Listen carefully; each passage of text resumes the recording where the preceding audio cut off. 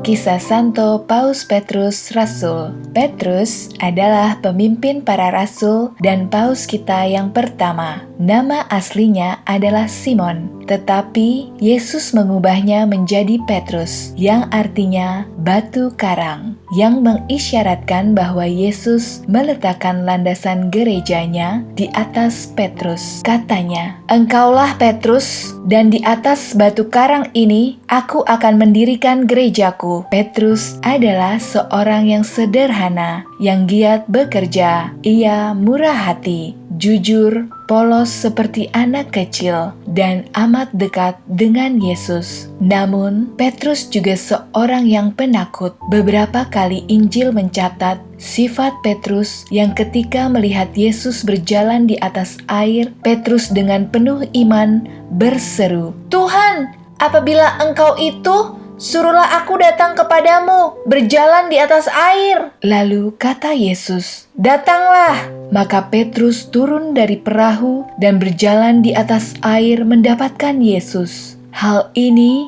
dapat kita lihat dalam Injil Matius 14 ayat 28, 30-31. Namun ketika Petrus merasakan dinginnya tiupan angin yang menerpa wajahnya dan melihat gelombang di sekelilingnya, Petrus mulai takut. Imannya yang tadi bernyala-nyala seakan padam. Lalu berteriaklah ia kepada Yesus, "Tuhan, tolong aku!" Dan atas sikap penakut dan kurang percayanya itu, Petrus mendapat sebuah teguran dari Yesus. Segera Yesus mengulurkan tangannya dan memegang dia, serta berkata, "Hai orang yang kurang percaya, mengapa engkau bimbang?" Ketika Yesus ditangkap, sekali lagi Petrus ketakutan. Saat itulah ia berbuat dosa dengan menyangkal Kristus sebanyak 3 kali. Petrus kemudian menyesali perbuatannya itu dengan sepenuh hati. Ia menangisi penyangkalannya sepanjang hidupnya. Tapi Yesus mengampuni Petrus. Sesudah kebangkitannya, Yesus bertanya 3 kali kepada Petrus. Katanya, "Simon anak Yohanes, apakah engkau mengasihi aku lebih daripada mereka ini?" Jawab Petrus, "Benar Tuhan, Engkau tahu bahwa aku mengasihi Engkau." Sesungguhnya Yesus memang tahu Petrus benar. Dan kata Yesus untuk kedua kalinya, "Simon anak Yohanes, apakah engkau mengasihi aku lebih daripada mereka ini?"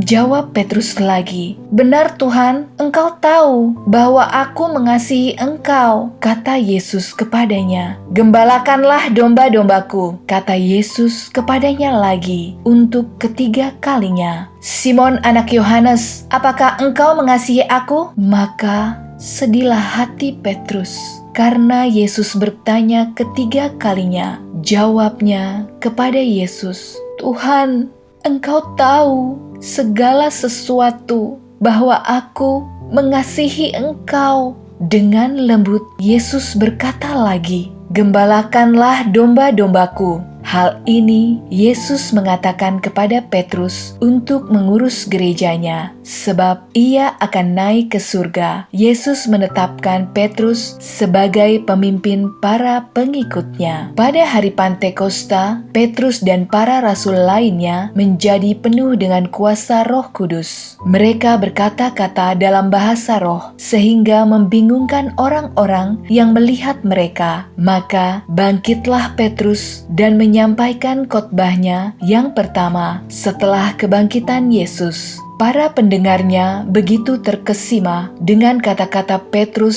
sang nelayan dari Galilea ini, yang penuh dengan hikmat dan kuasa. Dalam hari itu juga mereka memberikan diri untuk dibaptis. Jumlah orang yang dibaptis hari itu 3.000 orang. Sungguh luar biasa. Hal ini bisa kita lihat dalam Injil Kisah Rasul 2 ayat 14-41. Di kemudian hari, Petrus pergi mewartakan kabar gembira hingga ke kota Roma, kota terbesar dan juga ibu kota dari kerajaan Romawi. Petrus tinggal di sana dan mempertobatkan banyak orang. Ketika penganiayaan yang kejam terhadap orang-orang Kristen dimulai, umat memohon kepada Petrus untuk meninggalkan Roma dan menyelamatkan diri. Dan sekali lagi, Petrus ketakutan. Menurut tradisi, ia memang sedang dalam perjalanan meninggalkan kota Roma, namun ia berjumpa dengan Yesus di tengah jalan. Petrus bertanya kepadanya, "Domine, quo vadis?" yang berarti, "Tuhan, hendak kemanakah engkau pergi?" Lalu Yesus menatapnya dan menjawabnya, "Aku hendak pergi ke Roma untuk disalibkan lagi." Dan Petrus yang malang seketika jatuh tersungkur di kaki Yesus dan menangis terseduh-seduh, sama seperti saat ia menangisi penyangkalannya di Yerusalem puluhan tahun yang lalu. Petrus kini kembali harus menyesali rasa takutnya. Dengan berderayan air mata, ia berbalik dan kembali ke kota Roma.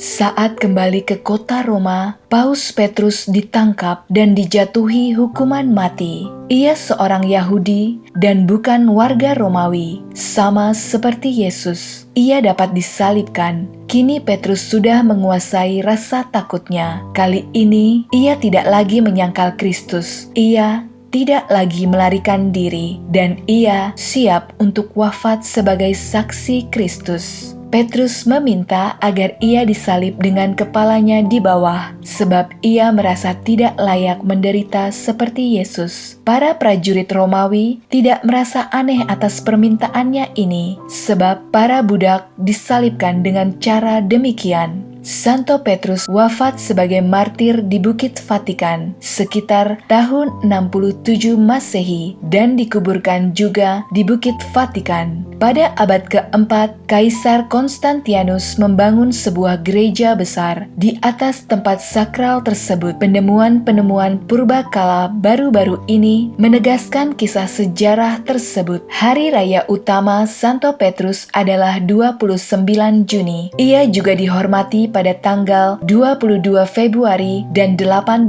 November. Dalam seni liturgi, ia digambarkan sebagai seorang lelaki tua yang memegang kunci dan sebuah buku. Simbolnya termasuk salib terbalik, perahu, dan ayam. Demikian kisah dari Santo Paus Petrus Rasul yang dipilih Yesus untuk mengembalakan domba-dombanya dan setia sampai akhir, serta dapat mengalahkan rasa takutnya. Semoga kisah dari Santo Paus Petrus Rasul ini, yang adalah paus pertama kita, bisa menginspirasi dalam kehidupan kita semua. Sampai jumpa lagi bersama saya, Benedikta. Salam sukacita.